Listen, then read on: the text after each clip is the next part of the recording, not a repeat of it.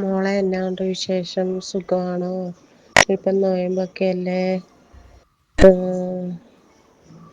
പ്രാർത്ഥിക്കുമ്പോ എൻ്റെ കാര്യം കൂടി പറയണം കേട്ടോ. എൻ്റെ മോനാണെങ്കി ഇപ്പം മൊബൈൽ ടെക്നീഷ്യൻ പഠിക്കുവാ. പഠിച്ച് നല്ല ജോലിയൊക്കെ ഉണ്ടാവണേ പ്രാർത്ഥിക്കണം.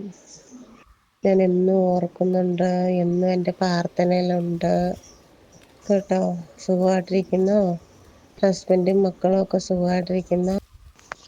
നൊയമ്പല്ലേ. ഇപ്പം ഈ നൊയമ്പ് സമയത്ത് പ്രാർത്ഥിച്ചാ തമ്പുരാൻ കേൾക്കും. അന്നേരം എന്നും പ്രാർത്ഥനയിൽ എന്നെ കൂടി ഉൾപ്പെടുത്തണം. എനിക്ക് എൻ്റെ കൊച്ചിന് നല്ലൊരു ഭാവി ഒക്കെ വരണം.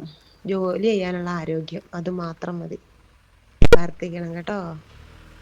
എനിക്കറിയാം പ്രാർത്ഥിക്കുന്നുണ്ടെന്ന്. എന്നാലും ഞാൻ പറയുന്നതാ. ഒന്നും തോന്നല്ലേ.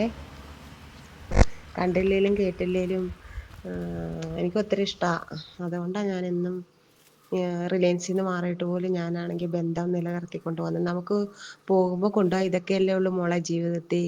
അല്ലാതെ എന്നാ ഉള്ളേ. തമ്പുരാൻ നമ്മളെ രക്ഷിക്കട്ടെ അല്ലേ. മോളെ എൻ്റെ പ്രാർത്ഥനയിൽ എന്നും ഉണ്ടെടാ. ഞാൻ എന്നും അത് ഓർക്കുന്നതുകൊണ്ടല്ലേ മെസ്സേജ് ഇടുന്നത്.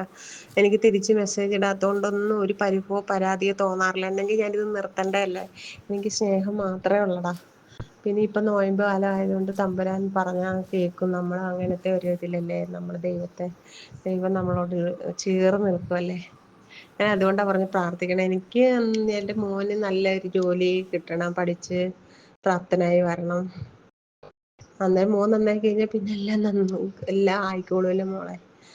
അത് സത്യം പറഞ്ഞാൽ എൻ്റെ ചേട്ടനുള്ള സമയത്ത് ഇപ്പം 8 വർഷമായി. എനിക്ക് അങ്ങനത്തെ വിഷമമോ കാര്യമോ നമുക്ക് ഉള്ളവരില്ലാതായി കഴിയുമ്പോഴല്ലേ മോനെ അതിൻ്റെ പിന്നെ എല്ലാം ദൈവം തന്ന ഒരു കരുത്ത് കൊണ്ട് ഇങ്ങനെ ഇത്രയും വരെ എത്തിയത്.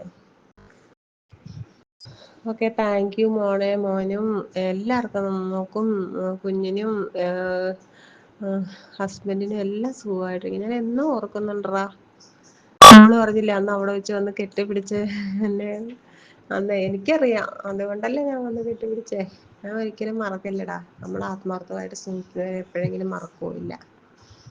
ഓക്കേടാ, താങ്ക് യു. എനിക്ക് വേണ്ടി പ്രാർത്ഥിക്കുന്നുണ്ടല്ലോ. അതേക്കാൾ കൂടുതൽ വേറെ ഒന്നുമില്ല മോനെ ജീവിതത്തിൽ. മോളെ ഞാനിപ്പോൾ ഇറങ്ങിയായിരുന്നല്ലോ. ഞാൻ പറഞ്ഞില്ലേ പറഞ്ഞൊരു ഇക്കയുടെ പച്ചക്കറിയും പലചരക്കുള്ള ഒരു ചെറിയൊരു കടയിലാണ് നിൽക്കുന്നത്. വീട്ടിൽ നിന്ന് പോയിട്ട് വരാം. കുഴപ്പമില്ല മോളെ. ദൈവത്തിൻ്റെ കൃപ കൊണ്ട് ഇങ്ങനെ കഴിഞ്ഞു പോകുന്നു മോളെ. കൊച്ചിനെ പഠിപ്പിക്കേണ്ടത് കൊണ്ട് ഇച്ചിരി ചിലവാ. അതുകൊണ്ടുള്ള മനസ്സിനുള്ള ഒരു ഇതേ ഉള്ളൂ. അല്ലാതെ വേറെ ഒന്നുമില്ല മോളെ. സുഖമായിട്ടിരിക്കും. ഞാൻ എന്നും മോളെ ഓർക്കുന്നുണ്ട് കേട്ടോ മോളെ. സുഖമാണല്ലോ അല്ലേ. തന്നോ. പിന്നെ എൻ്റെ മോന് 18 വയസ്സായി മോളെ. ഞാനിന്ന് പോയില്ല. എനിക്ക് കാലുവേദനയായിരുന്നു. അതുകൊണ്ട് പോയില്ല. ഇന്നല്ലേ ജോലി. അപ്പോൾ കാലുവേദനയായിരുന്നു മോനെ.